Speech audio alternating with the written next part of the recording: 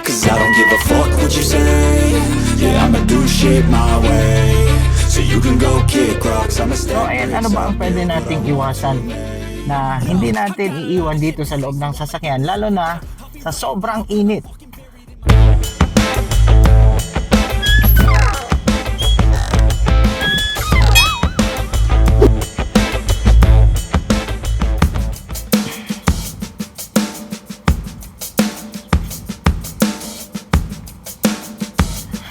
Yo, what is up mga bay, mga day? Kumusta na kayo dyan? And kumusta na mo diha? And you guys, how are you doing? Nakita na naman ninyo ang pagbubuka.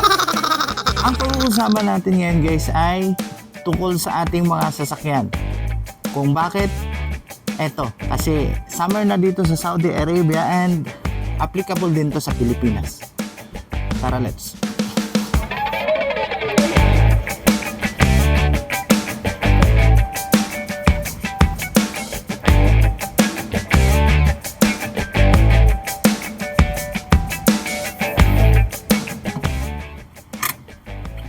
So ayan guys, kung kayo ay magpa-parking lang at iiwan ninyo ang inyong sasakyan na naka ganyan buong araw, 8 oras, dapat ninyong malaman na hindi nyo pwedeng gawin kung anong meron at iiwan ninyo sa loob, kagaya ng mga... So ayan, ano ba ang pwede nating iwasan na hindi natin iiwan dito sa loob ng sasakyan, lalo na sa sobrang init at aabutin ng sobrang init na temperature dito sa loob ng inyong sasakyan. So una, itong bote ng tubig na iiwan ninyo basta-basta lang dito sa loob ng sasakyan. Pangalawa, itong scented na liquid, like ito ay perfume dito sa loob ng aking sasakyan. So unang-una, ang tubig. Pag-usapan natin ang tubig. Ang tubig na nasa bote at maiiwan dito sa loob ng ating sasakyan ay napakadelikado kasi pag ito ay naging moisture at nag-evaporate sa loob ng ating sasakyan, at take note, ang ating mga salamin lahat ay sarado yan. So pag wala nang malalabasan ang ating moisture na galing dito sa tubig na na-create dahil sa init at tindi ng init dito sa loob ng ating sasakyan, ay maghahanap ng malalabasan yan. At una, ang pwedeng sirain niya ay ang ating mga windshield, itong salamin ng ating sasakyan. So magka-crack at syempre ayaw naman nating ma-damage yung ating mga sasakyan, at lalo na at ginagamit natin araw-araw. So ang pangalawang wag nating iiwan sa loob ng ating sasakyan ay ang mga bottle spray na liquid. So kagaya ng pinakita ko, ito ay spray ng aking sasakyan, pabango. So ito ay mostly ay alcohol contained ang mga spray bottle na to. So alam nyo na, alcohol at heat, so magki-create ng sunog yan. At kung wala nang malalabasan ang alcohol, and sa sobrang tindi ng sinag ng araw, ay pwede niyang sunugin ang liquid na to.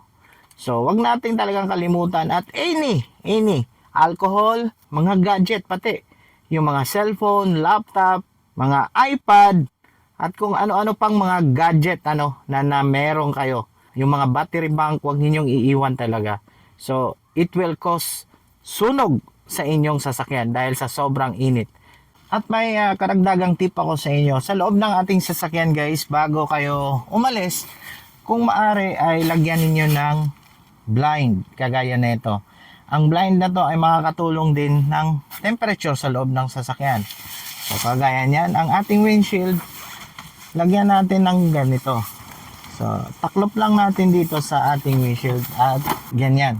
So at least kahit papano, yung dashboard natin hindi masyadong tagos ang sinag ng araw. Lalong-lalo na sa Pilipinas ngayon at Saudi Arabia, kasi napakainit talaga ngayon pag ganitong mga season. So dito naman sa Saudi Arabia, ang temperature ay nasa 37 degrees Celsius. So I think sa Pilipinas yata ay almost parehas lang. At ito pa ang dapat wag ninyong kalimutan. kung ang sasakyan natin ay nasa ilalim ng araw, 8 oras or 10 oras habang kayo ay nagtatrabaho. At syempre, ang loob ng ating sasakyan ay sobrang init yan. Bago kayo mag-start ng ating sasakyan, ay siguraduhin munang ibaba muna natin ang ating mga bintana bago i-start para makasingaw ang loob ng ating sasakyan. So, ibaba muna natin ang bahagya ng ganyan, di ba? So, kung sumingaw na ang init sa ating sasakyan, so pwede na nating i-start ngayon. Pagka nag-start kayo, huwag ninyong i-on muna ang ating aircon. Pwedeng pulbusin ang ating windshield sa harap at likod. Alam nyo kung bakit? Kasi pag i-on niyo ang aircon at napakainit pa sa loob, kasi gusto nating lumamig agad yung loob kasi sobrang init naman talaga. Pero wag na wag ninyong gagawin yon. Ang init at yung lamig na galing sa ating aircon, babasagin niya ang ating mga windshield. So, populbusin niya. So, mas malaking problema ngayon. Just to be careful and cautious talaga sa lahat ng bagay pag ganitong summer season sa Pilipinas man or sa Saudi Arabia.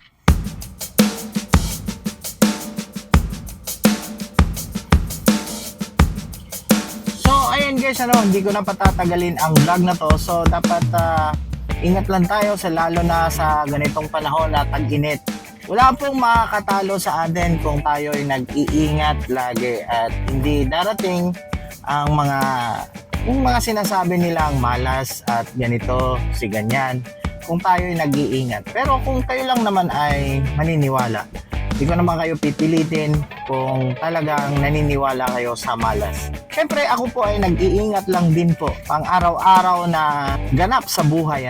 So hindi ko na patatagalin ang vlog na to at sana wag niyo kalimutan mag-subscribe sa aking channel para updated kayo sa mga susunod ko na mga video. At lagi niyong tandaan, just only love mga bye mga day. So see you on my next vlog. Peace.